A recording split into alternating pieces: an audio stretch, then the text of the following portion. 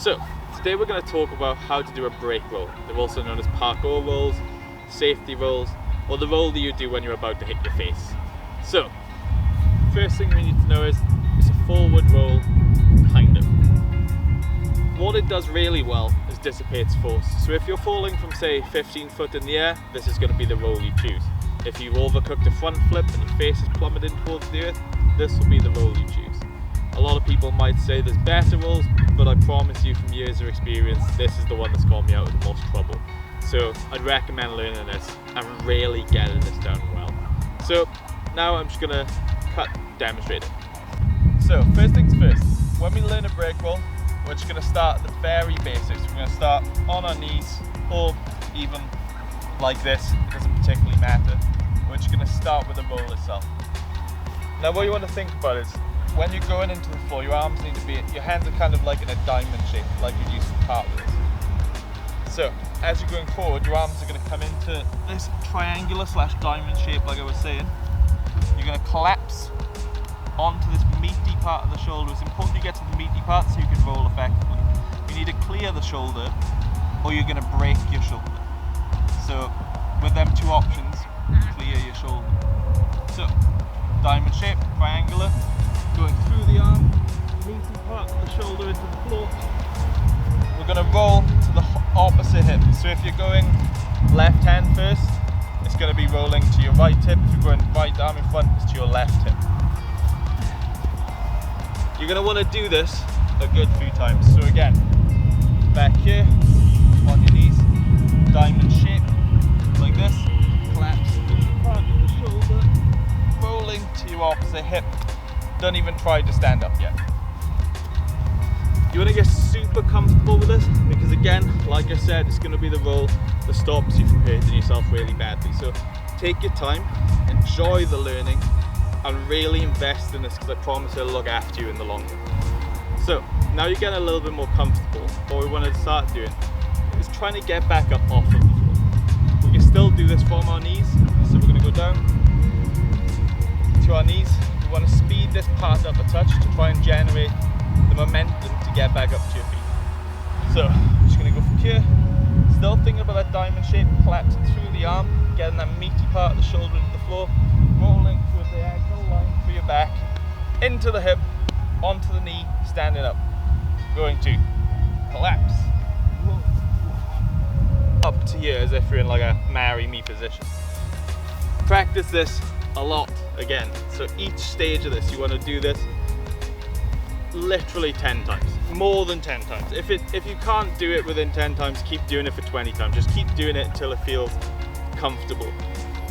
You might get a few bruises doing this to start with. Often when people first start doing this, they'll just kind of slap into the floor. And that's to be expected. You might get a little bit of a nasty bruise on the hip on the way out, but with some time, you will smooth this out. And what I tend to think is when you're doing it, actually, when you're getting these bruises, it's a good reminder not to do it that way. And that kind of really aids your learning. As much as it sucks to be bruised, it actually does kind of help. So we're going to try this again, back on the knees. And we're going to just roll.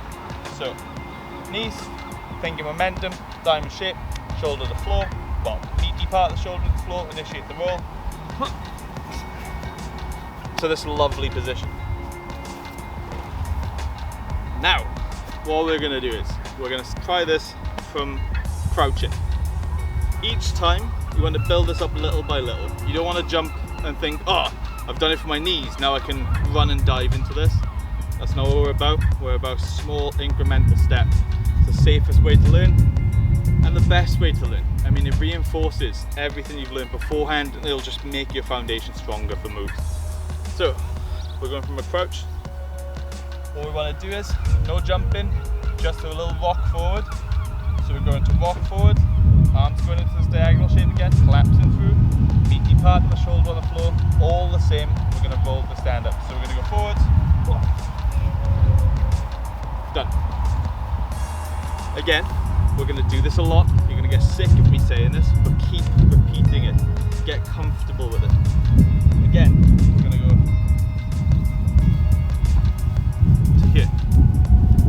At this point, that's actually pretty functional. If you fall out of something, I don't know, you're just done a handspring or something, that's enough to save you really. You don't need a big one.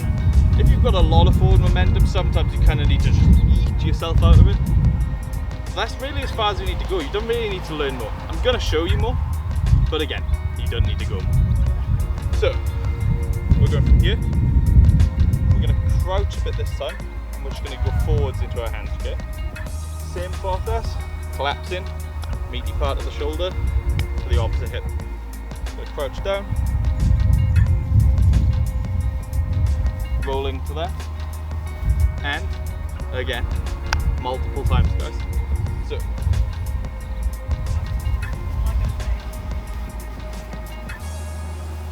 if you can do that, you can pretty much do every variation of it.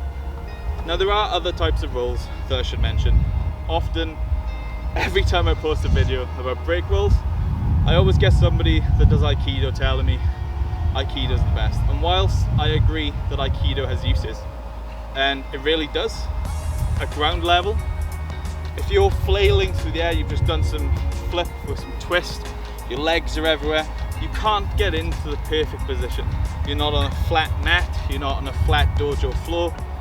You have to adapt to your surroundings. So this is a good roll to learn because pretty much no matter how you land forward, you can always yeet yourself into this. You can't yeet yourself into this roll where you put your wrist to the floor and roll first. The last thing you want, and I promise you, is if you're coming off a 10-foot roof like this, is to try and get a wrist into the floor because this is delicate, it will break.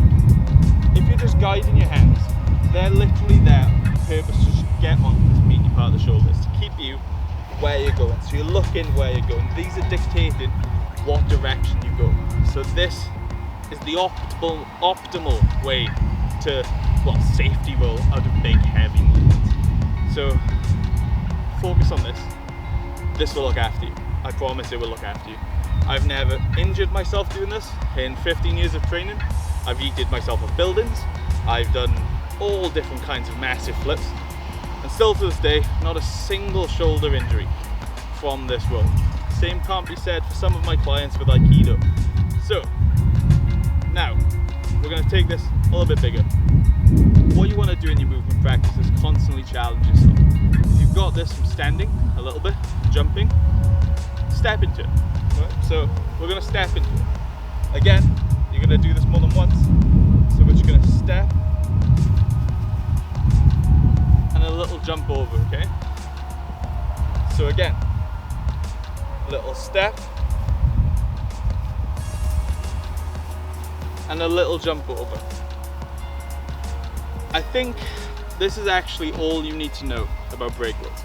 There's obviously dive rolls, but I've made a short on dive rolls, and if you can do this break roll, you watch my short and dive rolls, it's all going to make sense. It's pretty much the same thing, just you're reaching a bit further, which I don't need to talk about too much. It's literally the same movement. You're just going reach, diamond shape, get into the meaty part of your shoulder, rolling over. So I'll leave it there.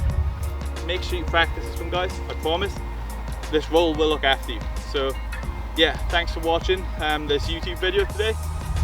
If you've just found the channel, we post videos like I think every day of the week at this point, so be sure to check them out. Be sure to give us a subscribe because we've got like 12 subscribers. It's a bit bleak right now. We need to up that. And if you want to follow us on our social media, it could be pretty sick as well, you know what I mean? Up that follow account and get us out there. Thanks for watching, guys. Big up Eugene, first Patreon member. Really helps us support this channel. Thanks.